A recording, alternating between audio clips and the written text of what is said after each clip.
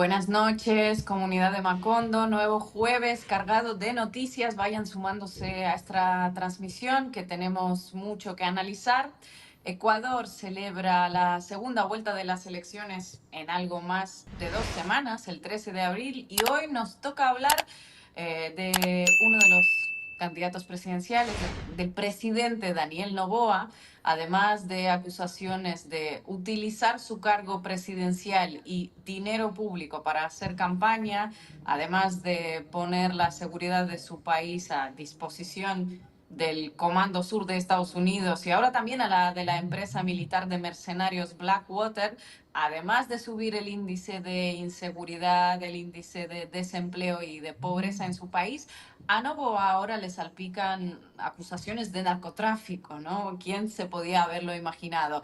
El periodista de investigación, Andrés Durán, acusó a la familia de Noboa, que es propietaria de la empresa bananera Noboa Trading, una familia millonaria, una empresa millonaria, de enviar cargamentos de cocaína a Europa camufladas en cajas de bananos. Durán lo hizo con documentos policiales que registran las fechas, los montos y el lugar en el que se decomisaron decenas de kilos de droga escondida entre banano. Hay un presunto responsable de todo esto que está libre gracias a la gestión del abogado de la familia de Noboa, que a la vez compagina su oficio de abogado con el cargo de ministro de Salud de Ecuador. Bueno, Andrés Durán, obviamente, el periodista que destapó todo el escándalo, tuvo que salir del Ecuador por amenazas de muerte. Hoy lo vamos a tener en Macondo y vamos a hablar de lo que logró revelar y de la narcodictadura en la que la gestión de Noboa está convirtiendo a su país. Así que no se pierdan este Macondo, vayan conectándose, no se olviden de que nos pueden dejar los comentarios, vamos leyéndolos todos y suscribirse al canal si les parece adecuado, también apoyarnos con una donación. Vamos a arrancar, bienvenidos. Muy buenas noches, Ina Afino Génova, buenas noches, Marquito Teruggi. Vamos a iniciar, como estaba comentando Ina, con Ecuador. Antes de darle paso a Andrés Durán, que lo vamos a tener acá en el programa, quiero compartir en el sentido de, a esta altura me parece que es indiscutible que en Ecuador no funciona una democracia, no democracia plena, sino ni siquiera una democracia entre comillas. Son demasiados ya las personas que han tenido que exilarse, ¿no? Por enfrentamientos con el presidente, por sus opiniones.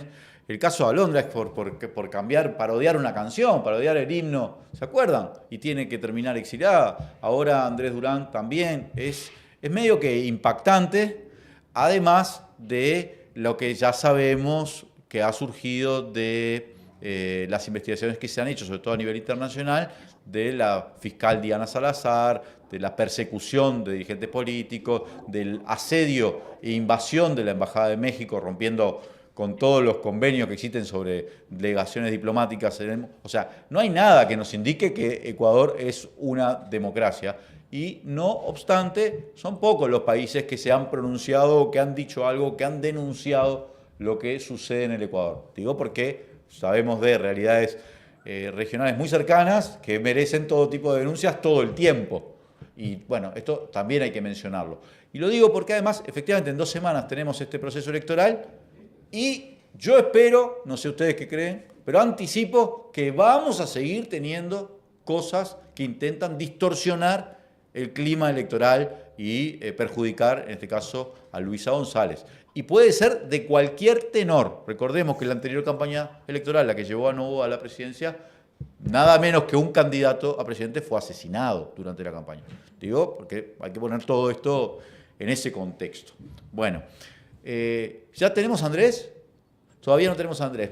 Comentemos un poco de este caso que tiene las particularidades como lo cómico, en cierto modo, de la deriva macondiana de Ecuador.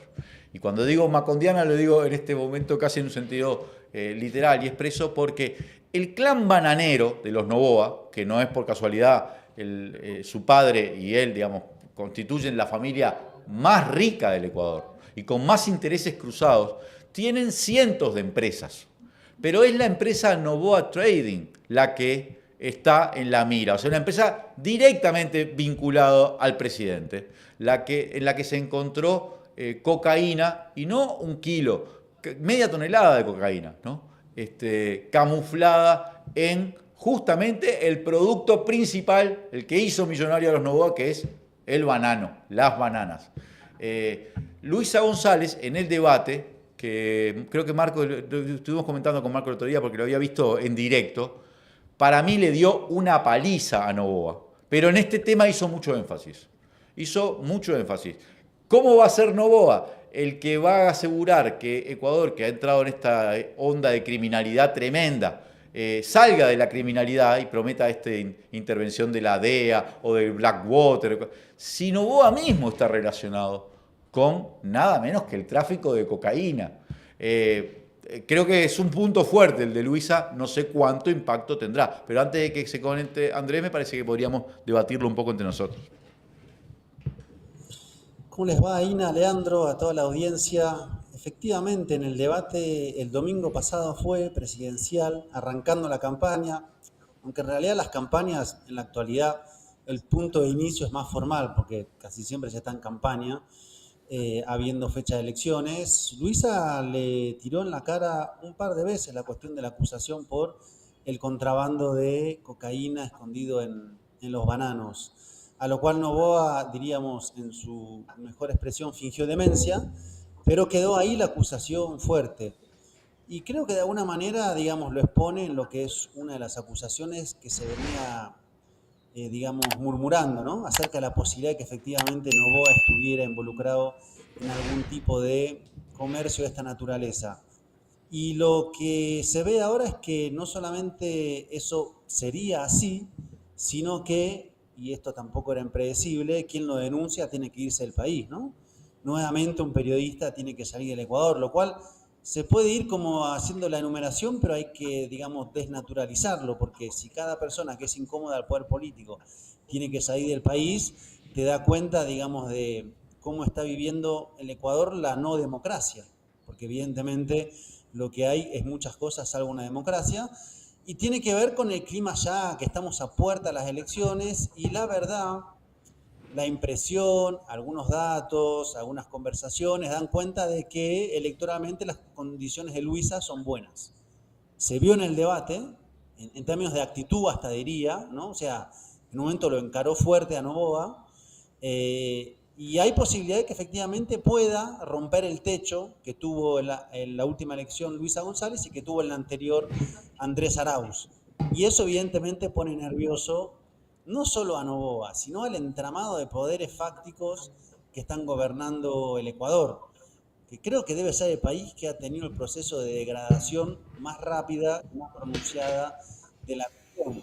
Y digo esto viniendo de Argentina, que si de degradaciones tenemos que hablar, podemos hacer un buen doctorado. Pero si no me equivoco, ya tenemos el invitado en línea para que podamos entrar a fondo en este análisis.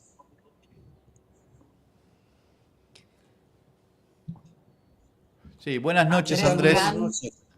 Ahora estamos los tres a la vez. No nos decidíamos. Saludarlos, queridos compas. ¿Cómo están? Buenas noches, Andrés. Gracias por acompañarnos en este programa de Macondo.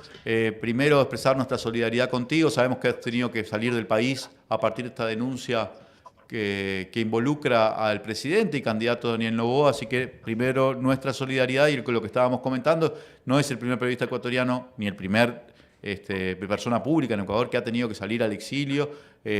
Otros han pasado también por Macondo y pone en debate la existencia de una democracia ya no plena, sino incluso una democracia en cualquier sentido, porque si cada vez que hay una denuncia se producen amenazas de muerte, necesidades de exilarse, salir del país, incluso de los periodistas, ya merece otro tipo de calificativo. Así que primero nuestra solidaridad. Andrés, ¿de qué trata esta denuncia? Se sabe que hay cientos de kilos de cocaína aparecieron camuflados en bananos o en carga de bananos de una empresa Noboa Trading, pero ¿qué tanto involucra al presidente? Porque la red de empresas de los Noboa es muy grande en Ecuador y habría que precisar que cuánto lo puede estar involucrando Daniel Noboa. Bueno, primero que nada, muchas gracias, gracias por el espacio, gracias por la oportunidad que me dan de dirigirme a la audiencia. Agradecerles por la solidaridad y, por supuesto, también aprovecho para enviar un saludo desde la hermana República de Colombia a toda mi familia. Este exilio ha sido bastante complicado, bastante difícil, las amenazas han sido explícitas. Quiero informarles que yo formo parte del Sistema de Protección de Víctimas y Testigos, un sistema que está a cargo de la Fiscalía General del Estado y que lamentablemente, producto de estas amenazas, pues he sido expulsado apenas 4 días de que se dé la contienda electoral de primera vuelta en Ecuador, lo cual implica varios problemas para la seguridad e integridad física de este servidor que se dirige a todos ustedes. Por otra parte, decirles que en cuanto a la investigación, es una serie de investigaciones, es una serie de documentación que yo he logrado gestionar, que yo he logrado acumular en este tiempo para que obviamente la gente saque sus propias conclusiones. Documentación que tiene una estrecha relación con el tráfico de cocaína directamente a puertos europeos, a Italia, Croacia, más de media tonelada de cocaína que el presidente de la República habría intentado enviar a través de sus compañías y compañías del grupo Novoa y de la familia Novoa. Quiero decir que esto no es cualquier pelo de cochino, como decimos en el Ecuador. Son temas absolutamente graves y delicados y son asuntos que en este momento me tienen en el exilio después de amenazas contra mi integridad física y la de mi familia. Te digo que pertenecen al presidente de la República. Primera cosa que quiero precisar es que la compañía Novoa Trading, que es la que está involucrada en este caso, con una calificación de flagrancia de la Unidad de Inteligencia de Puertos y Aeropuertos de la Policía Nacional Ecuatoriana, le pertenece estrictamente a dos personerías jurídicas, a dos empresas más, Inmobiliaria Zeus y Lanfranco Holding. Hace un año atrás, el diario brasileño Folha de Brasil publicó un artículo en el que demostraba que Lanfranco Holding, el beneficiario directo de esta empresa panameña, es nada más y nada menos que el actual presidente de la República del Ecuador, el señor Daniel Noboa Asín.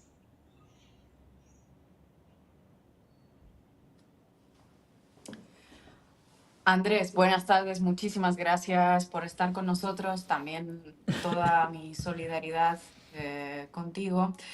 En todo esto, leía hoy también la investigación que acaba de publicar la revista colombiana Raya, ¿no? Además de los trabajos que sacaste tú, surge como una pregunta, ¿no? A la que supuestamente creo que la familia Noboa puede aferrarse, que pueden ser casos aislados, ¿no? Porque se habla pues de un caso en 2020, de un caso en 2022, pues un cargamento en Italia. Eh, mm, ¿Cuela esta argumentación? ¿Vale? ¿Por qué? ¿Qué nos lleva a pensar que se trata de algo sistemático y que efectivamente con participación de la familia Noboa?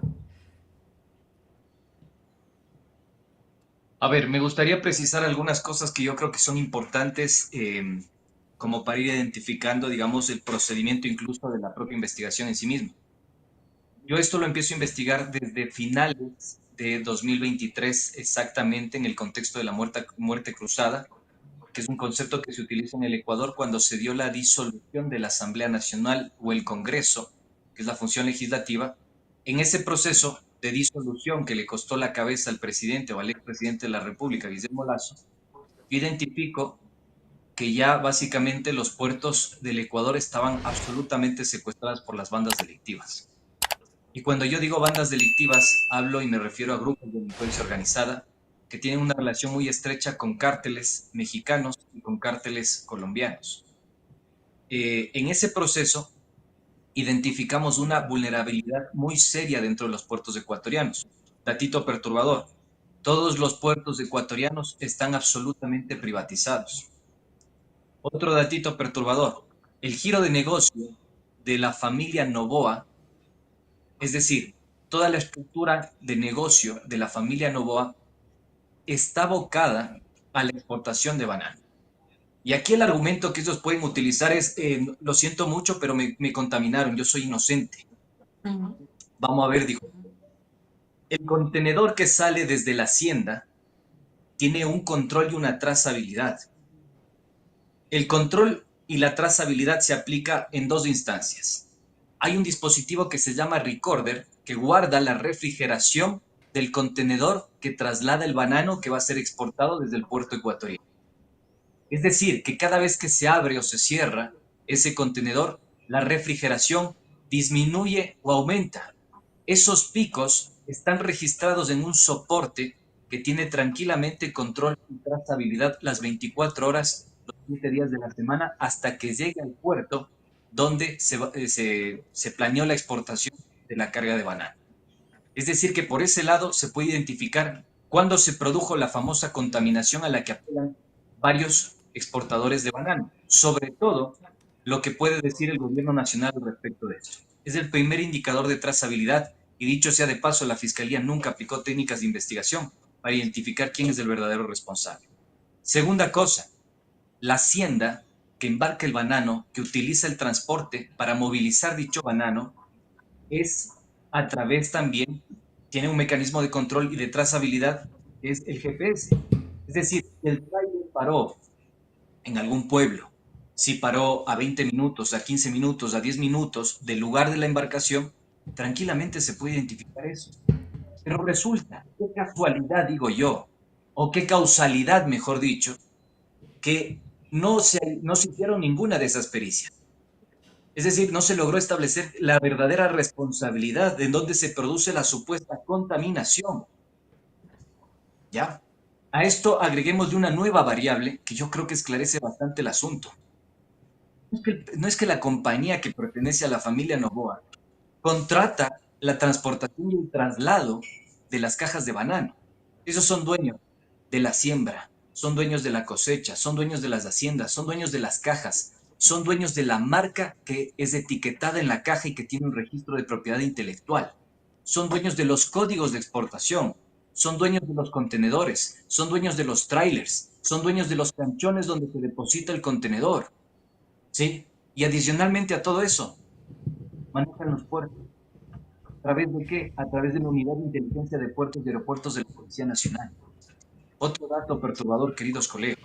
El presidente de la República invirtió en el año 2024 en la principal unidad de la Policía Nacional de Investigación de Puertos y Aeropuertos nada más que $5,700 de presupuesto. Con $5,700 de presupuesto se está combatiendo a las mafias y al crimen organizado en los puertos ecuatorianos. Díganme si esto no es una locura. Díganme si esto no es una complicidad. Díganme, por favor, si esto no demuestra una serie de omisiones sistemáticas que compromete a la familia del presidente de la República. Andrés, gracias por estar en Macondo. Te escuchaba recientemente y te referías a la imagen de un país secuestrado. Sé que estuviste investigando, además de este caso, temas como la mafia albanesa, tramas de corrupción. Si podrías desarrollar un poco el concepto de país secuestrado, uno pensaría secuestrado por grupos de poder, grupos de facto, pero me parece interesante de cara a comprender en qué situación está el Ecuador, donde, siguiendo tu investigación, llega hasta la cúspide, ni más ni menos que el Poder Ejecutivo. Pero ¿qué significa, qué es que el país esté secuestrado? Bueno, nuevamente gracias por el espacio. Quiero insistir en esto porque realmente en el Ecuador vivimos una censura increíble. Los grandes medios de comunicación no se han hecho eco de esta investigación y a mí me llama poderosamente la atención. Como decimos en el Ecuador, están enconchavados, forman parte de la misma gallada. De acá que en Colombia han dado réplica a varios de los contenidos que yo he publicado. Agradecer públicamente a la revista Raya, a los colegas colombianos, a nuestros hermanos colombianos por haberme recibido también pese a esta situación. Pero contestando puntualmente tu pregunta, quisiera decirles lo siguiente. Eh, a diferencia del caso colombiano, a diferencia del caso mexicano, yo considero que el Ecuador tiene que ser un caso de estudio de aquí durante muchos años. En apenas 5 años, Marco, en apenas 5 años, nosotros pasamos de ser el segundo país más seguro de América Latina a ser el país más violento de la región, con una tasa de homicidios de 46 por cada 100.000 habitantes. llegamos a tener 65 por cada 100.000 habitantes. O sea, esto es inédito, esto es paradigmático en la historia de América Latina. Y la otra gran diferencia que tenemos es por qué esta aceleración en el proceso de descomposición y violencia que vive el país. Por algo muy simple, a diferencia de México y Colombia, insisto en esto, nosotros ofrecemos una bondad adicional al crimen organizado y a sus operaciones. Y es la moneda. Esto quiere decir que es un país que facilita el lavado de activos. De hecho, en el caso que tú bien citas de la mafia albanesa, aparecen bancos. El Banco de Guayaquil, que pertenecía al expresidente de la República, Guillermo Lasso. El Banco del Litoral, que pertenece a la actual familia presidencial de Daniel Noboa. Yo sostengo que existió un acuerdo de mafias para la transferencia del poder político. Y esto es extremadamente grave porque resulta que las mismas personas que ya no son tan involucradas con miembros cercanos de su entorno familiar, sino a través de sus propias compañías y a través de su política pública por omisión, están hoy manejando la política de seguridad del Estado ecuatoriano. Podemos tener resultado diferente a lo que ya viene viviendo el país. Mes de enero y febrero fueron los meses más violentos de la historia del país. Más violentos. En apenas un mes nosotros tuvimos 1.050 asesinatos. En apenas un mes, 1.050 asesinatos. Esto demuestra, ratifica, que el Ecuador está absolutamente secuestrado. El concepto de secuestro del Estado y del país en general tiene que ver con la captura de las bandas delictivas, del crimen organizado, de los grupos de delincuencia organizada, en la toma de decisión política. De hecho, el caso de la mafia albanesa, el caso conocido como el León de Troya, demostró, ratificó y confirmó que las mafias fueron capaces de poner ministros de Estado para desregular algo que se conoce en el Ecuador como el sistema de control bananero unibanano. De hecho, en Italia, en España, en Alemania, en Europa en general ya no saben qué hacer con la principal capital de exportación de cocaína que hoy por hoy es el puerto de Guayaquil.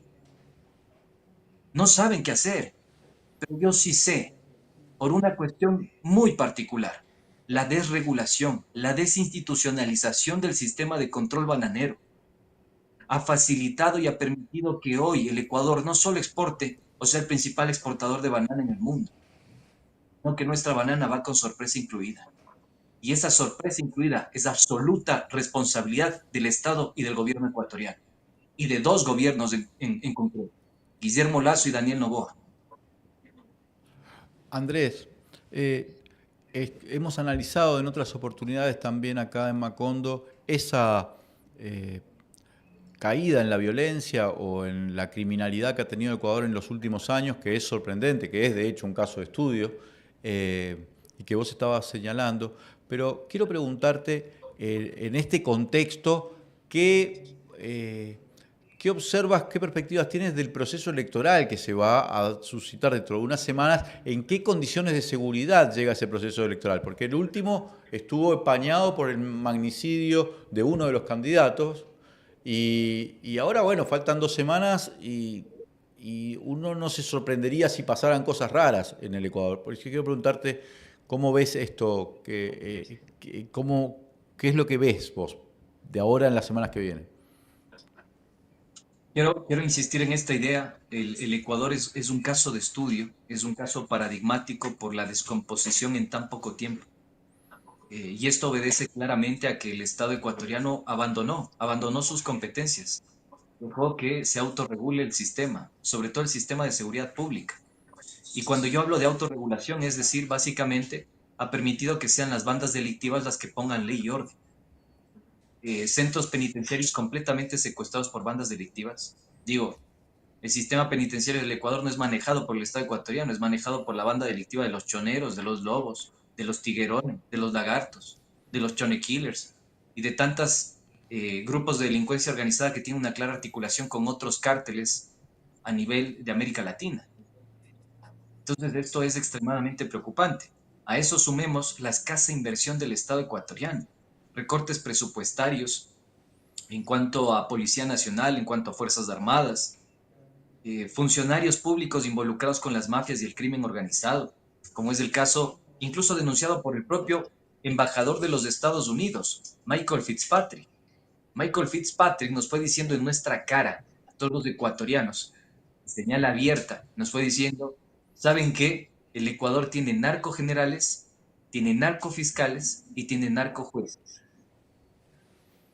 Y no pasó absolutamente nada. De hecho, yo soy el primer ecuatoriano y el primer periodista que puso una denuncia penal ante la justicia ecuatoriana por el presunto enriquecimiento ilícito de estos oficiales de la Policía Nacional, específicamente 4 generales que estuvieron involucrados en el ocultamiento del informe León de Troya.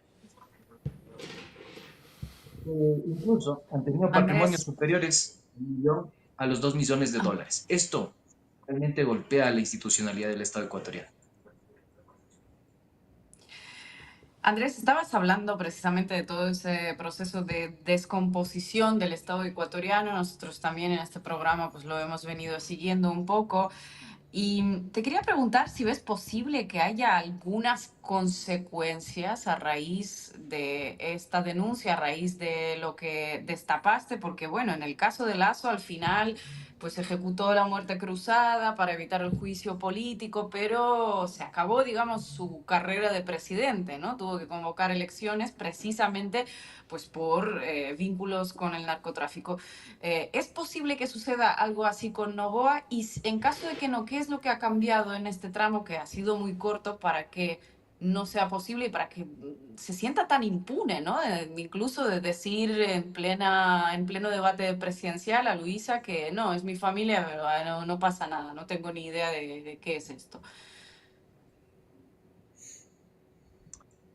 Mi querida y estimada Ina, yo soy escéptico, la verdad. Y no soy escéptico porque sea opinión, porque quiera aplicar mi subjetividad, porque yo considere que, no sé, las palomas son blancas. No, no es eso. O sea, es porque la evidencia empírica demuestra todo lo contrario. ¿Y cuál es la evidencia? El país está secuestrado. Mira, el caso Novoa Trading es solo la punta nada más del iceberg. Ahí están involucrados ministros de Estado, ministro de Agricultura, el señor Franklin Danilo Palacios Márquez. Ahí está involucrada la fiscal general del Estado, la señora Diana Salazar Méndez. Ahí está involucrados asambleístas que hoy han sido electos por el movimiento ADN. Ahí está involucrada la presidenta nacional del movimiento ADN, la señora María Beatriz Moreno Heredia, conocida en el bajo mundo como alias La Bachita. Sí, ahí está metida toda una estructura delictiva que ha secuestrado al Estado ecuatoriano. Y cuando yo sostengo algo y digo estructura delictiva es porque tengo documentos que acreditan lo que yo estoy diciendo. No es una valoración, no es una subjetividad, no es una opinión. Se ha dicho en función de papeles y documentos, de una serie de gestión documental y de una serie de gestión testimonial. Lo que hicieron con el, insisto en esto, si la señora fiscal Diana Salazar y la justicia ecuatoriana o el presidente de la República quisieran realmente cambiar algo, cambiarían el sistema de control bananero unibanano, sino porque la Organización de Naciones Unidas nos dice a nosotros en la cara que toda la cocaína que produce Colombia y Perú, el 70% de esa cocaína está saliendo por el puerto de Guayaquil y por los puertos ecuatorianos. 70%. Hicieron el decomiso más grande de la historia del país en Vinces, una ciudad de la costa ecuatoriana, y el segundo más grande de la historia del mundo, solo detrás de un caso mexicano. Entonces yo insisto en esto. Yo soy muy escéptico de lo que pueda suceder en el país. Más bien quiero solicitarles, extenderles la invitación para que puedan también ser partícipe de esto y colaboren con investigaciones que nos permitan a nosotros, los ecuatorianos, ir identificando realmente cuáles son las prácticas políticas, los vínculos y los nexos de políticos ecuatorianos, presuntos nexos, con el crimen organizado. Y digo que esto es importante, porque realmente los medios de comunicación están enconchavados. Les ha costado tanto emitir una alerta sobre el exilio de este periodista. Les ha costado tanto hacer una cobertura sobre el exilio de este periodista. Y el calificativo más fácil, es que es correísta, es borrego. Y no merece la cobertura. O sea, esto no se trata de Correa o de anticorrea. No se trata ni de que seas correísta o que seas anticorreísta. Se trata de la vida, la subsistencia de los ecuatorianos. Yo quizá tuve la oportunidad de salir de mi país. Hay miles de personas que no han tenido la oportunidad de salir de su país. Y cuando crucé por Rumichaca, me topé con unas historias de vida desgarradoras. Gente del puerto principal del país, Guayaquil, que han tenido que huir de sus localidades por las famosas vacunas, que son extorsiones que se están aplicando en la ciudad, en el puerto principal del Ecuador. Entonces yo pregunto, ¿qué ha hecho el presidente de la República al respecto de esto? Absolutamente nada. Por el contrario, han ejecutado recortes presupuestarios. Y es más, a mí me parece hasta muy simpático porque esto lo topó la candidata presidencial del correísmo, Luisa González, en medio del debate presidencial. Y le pregunta directamente al candidato presidente Daniel Noboa, le dice, responda usted si tiene nexos con la compañía Noboa Trading. Palabras más, palabras menos, permítame parafrasear. Y resulta que el señor responde y dice, no, pero sí tengo familia. Le quiero contar al presidente de la República y a ustedes, queridos colegas, que ahí metió las de andar. ¿Por qué razón? Porque en términos jurídicos, y si hubiese estado mejor asesorado, en términos jurídicos, la compañía pertenece a dos empresas, dos personas jurídicas. Lanfranco Holding, domiciliada en Panamá, e Inmobiliaria Zeus, domiciliada en el Ecuador. No está la familia. Pero él acaba de hacer algo que los juristas, los abogados conocen como confesión de parte, relevo de prueba. Es decir, acaba de confesar que la familia sí está involucrada en el tráfico de la cocaína. Y lo mejor de todo esto es que apenas hemos comenzado, porque se viene una serie de entregas y documentales, o gestiones documentales, donde nosotros vamos a exponer con absoluta claridad todas las irregularidades en las que está involucrado el presidente de la República, incluyendo incluso, valga la redundancia, el caso, por ejemplo, del ministro de Salud. Resulta que el único procesado es una persona que facilita los trámites aduaneros. Un sencillo obrero que facilita los trámites aduaneros. En los tres casos es el único procesado. Y en el segundo caso del año 2022, cuando el presidente no era presidente sino diputado o asambleísta por la provincia de Santa Elena, si él dice que no tiene nada que ver con la compañía Noboa Trading, ¿por qué solicitó pues a su asesor 1 que sea la defensa técnico-jurídica de la persona, del único procesado en este caso? Si él no tiene nada que ver con la compañía Noboa Trading, ¿por qué este asesor jurídico termina defendiendo al único procesado? Dato perturbador. La persona que termina defendiendo a este único procesado, en ese momento asesor de Daniel Noboa, es el actual ministro de Salud, el señor Edgar José Lama Bombúfal. ¿Casualidad? No, son causalidades, porque las estructuras narcodelictivas están gobernando el Ecuador. Para ir cerrando, Andrés, ¿cómo ves en este contexto el anuncio que hizo el presidente Noboa de un acuerdo con la compañía privada estadounidense Blackwater, lo cual presupondría cederle parte de la seguridad del territorio nacional o parte de las competencias que debería ejercer el Estado? ¿Cómo enmarcás esa pieza del rompecabezas en el contexto de un Estado que está secuestrado por los grupos criminales? Porque de alguna manera es como cederle a un otro, en este caso una empresa privada, parte de la descompuesta seguridad del Ecuador. Como lo vería cualquier colombiano, argentino, ruso, español, no sé, boliviano, que ama su país y que respeta la soberanía y que cree en sus entidades de seguridad ciudadana. O sea, me parece que contratar a mercenarios, porque no lo digo yo, lo han calificado ellos mismos a estas personas como mercenarios para que les ayude a solucionar sus problemas de seguridad, los problemas autoinducidos en materia de seguridad, me parece que es un craso error y que demuestra que no tienen la capacidad para gestionar y solucionar absolutamente nada en el país. O sea, esto no se trata de ideologías. Vamos a ver, por ejemplo, si en Rusia Putin termina contratando a mercenarios para solucionar sus problemas de seguridad internos. O vamos a ver si en Estados Unidos Trump termina contratando a mercenarios para solucionar sus problemas internos de seguridad. O cualquier país soberano del mundo. O sea, esto es una locura. Y miren, yo quiero ser claro con esto, porque Se ha dicho que hay que buscar ayuda y apoyo internacional. Está bien la ayuda y el apoyo internacional. ¿Y por qué no articulan con la Europol? ¿Por qué no hablan con la Guardia Española? ¿Por qué no hablan con la Policía Antimafia de Italia? ¿Por qué no intercambian información? ¿Por qué no permiten que se establezca la trazabilidad en los puertos, los controles? ¿Por qué no dicen militarizar, por ejemplo, los puertos privados en el país? ¿Por qué no fortalecen los presupuestos de la Unidad de Inteligencia de Puertos y Aeropuertos de la Policía Nacional Ecuatoriana? ¿No les parece más sencillo eso que terminar pagando millones de dólares a mercenarios? Es que es algo ilógico.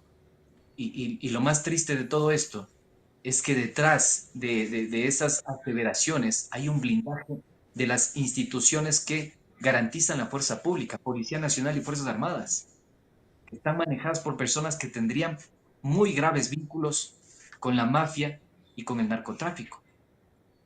Entonces, yo lo leo como creo que cualquier ciudadano lo tiene que leer, o sea, no se está respetando la soberanía del país, pero más allá de la soberanía del país, es algo que le corresponde al Estado ecuatoriano solucionar, porque tiene sus instituciones y cuerpos especializados para combatir la mafia, en un sistema de coordinación e intercambio de información.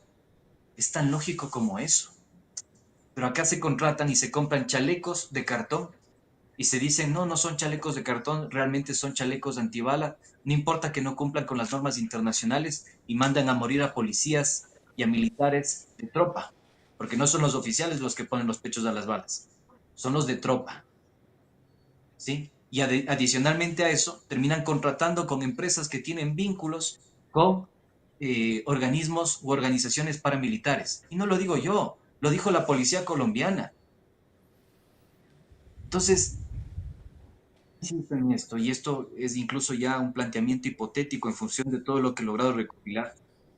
El Ecuador está siendo una especie de laboratorio, de ensayo, ¿sí? Y que está prestando todas las posibilidades para que se pueda mezclar el crimen organizado, con fuertes elementos de tráfico de cocaína, de almacenamiento, de, de bodegaje, caletas enormes y gigantes, sobre todo en la provincia de Los Ríos, y adicionalmente esquemas de lavado de activos, donde hay muchísima plata, millones de dólares en juego, y sobre todo con el sistema financiero privado del país. Yo hasta el sol de hoy, y creo que la mayoría de ecuatorianos estamos esperando una respuesta del expresidente Guillermo Lasso. ¿Por qué el Banco de Guayaquil estuvo involucrado con la mafia albanesa? ¿Y cuántos millones de dólares receptó del crimen organizado? Incluso de la propia mafia italiana.